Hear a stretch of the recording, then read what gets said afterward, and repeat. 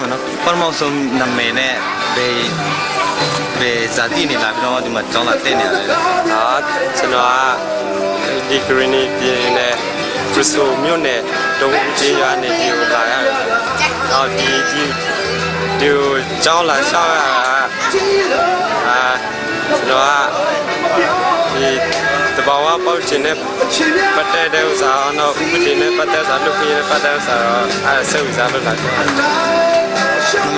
ဒီအခုငင်းချင်းရေးကာလနော်ဂရင်းနီပြည်ရဲ့ငင်းချင်းဖြစ်စဉ်မှာကျောင်းသားတောင်းသူရဲ့အပေါဝင်မှုခန့်ကဏ္ဍဘယ်လောက်ရေးကြီးလဲဆိုတော့ပြောပြပေးလို့ရမှာကျွန်တော်အနေနဲ့တော့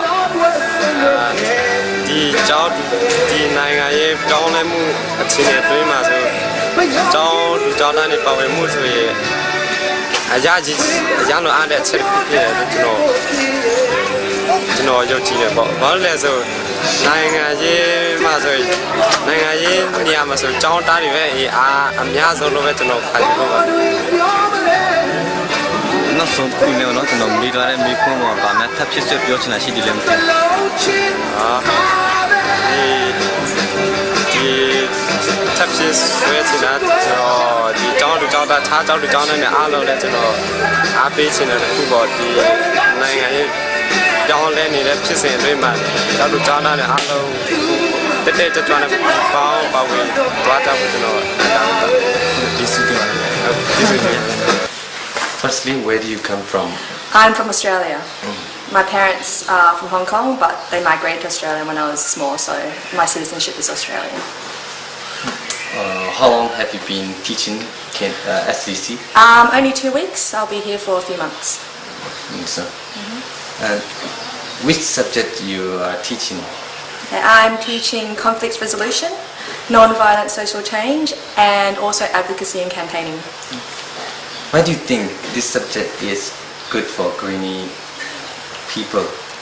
Well, it's important for them to know, first of all, how to resolve conflicts constructively and how to understand conflicts, because Burma as a country has been in a very difficult, protracted conflict situation for a long time, and coming out of it, they need to have the tools and skills to build on a conflict and turn it into peace.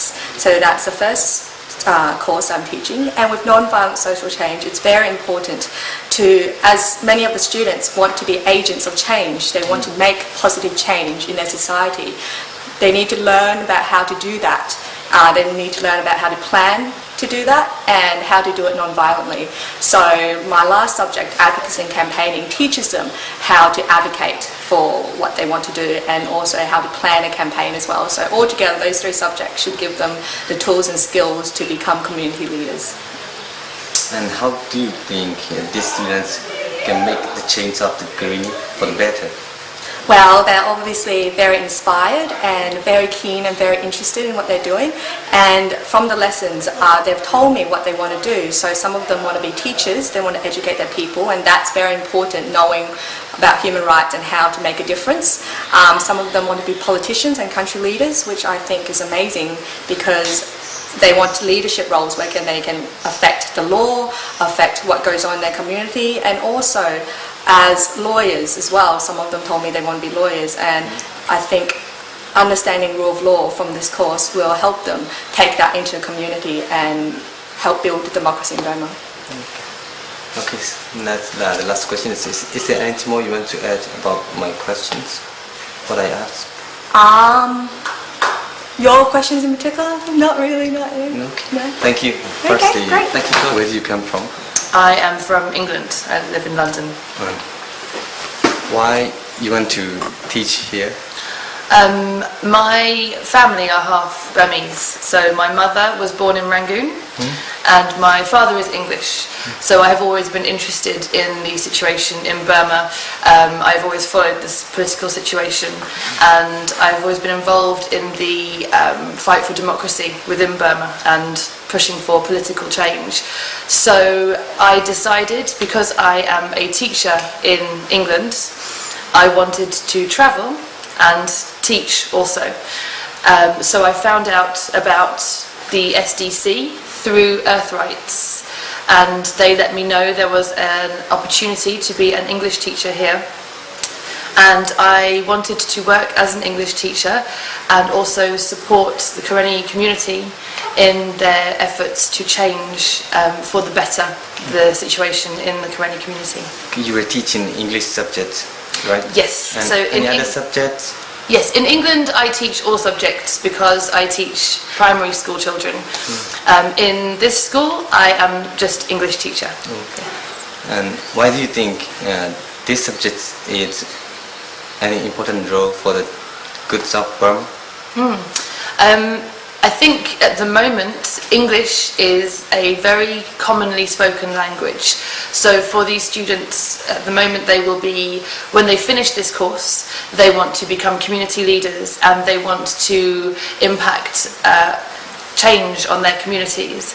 In order to do that, they will need to be able to communicate internationally, and the most common language to use for international dialogue is English. So in order for them to speak to the NGOs, to speak to politicians, English will be a very useful subject for them. Thank you. That's it? That's it. What kinds of subjects you were teaching? I began teaching peace building, then I taught human rights, then project planning, environmental issues, peace education, and community development. Why do you think this is important for the students, especially in Karenni states? I think it's very important for them. I think that young people are the ones that can really make a difference for the future, mostly in a country as Burma, where it's true that lots of changes are going to come, and people like them are the ones that are really in charge of the change. So it's very important for them to have the knowledge and the skills to make that change happen, because they are the ones who are going to be in charge of doing that. This first means the reason why you provide this kind of workshop here. Well, we were invited by Kure, by KNPP, to come and assist in the workshop because of the need among the different Karenni CBOs and KNPP to find a way of responding to the peace process. And how is the monitoring process is going on the Karenni state? Is there anything about the state? Well, I think the monitoring process in Karenni state, it will depend on what is agreed between the KNPP and the Myanmar government. So we have to wait and see what is the agreement. But I understand from the first round of peace talks that the KNPP and the government have agreed there can be a local monitoring mechanism in Karenni state. So I think it's very important that the Karenni CBOs have a lot to offer. So I think the Karenni CBOs can play a role helping to support and monitor the peace process and to test the peace process as well. Would you like to tell me a little bit briefly about the monitoring process? Well, I think the monitoring process is very important because so far the peace talks in Myanmar have been between the non-state armed group and the Myanmar government. And they are both armed organizations in different ways. And I think that one of the things that is lacking so far is the role of civil society to participate in the peace process. So I think that if there is agreement between the government and the armed group, so between government and KNPP, to allow the community-based organizations to participate in the monitoring, this is a very good opportunity to broaden the peace process, to have greater participation for civil society. And at the same time, it allows the CBOs to test the peace process, to test the sincerity of the government and the sincerity of the KNPP, to see if they are really able to deliver on the agreement that they make. My final question is there anything more you want to add or you want to say? Yes, I can say that I'm working as a consultant for Myanmar Peace Support Initiative, MPSI. And I think for MPSI, we believe that the peace process in Myanmar, it's the best opportunity for many years to address some of the important ethnic issues that have caused conflict for so many years. But also we understand that the peace process is ongoing, it's not yet complete. And I think the government and the armed groups must begin a political dialogue. At present, the discussion has been about ceasefires, monitoring, code of conduct, and these are important things. But in order to really address the issues underlying the conflict, it's necessary to have political discussions. And I think if the government and the armed group cannot agree on political discussions in the future, it will be a problem. Also, I think the peace process in Myanmar is very positive, but we know that in some areas, for example, Kachin areas, the fighting is still going on. So I think for the peace process to be really nationwide and to be comprehensive, the government and the KIO must find a way to end the fighting in Kachin areas. Without a political dialogue and without an end to the Kachin conflict, I think the peace process cannot be sustained. Thank you for your time. Okay, you're welcome. Debui.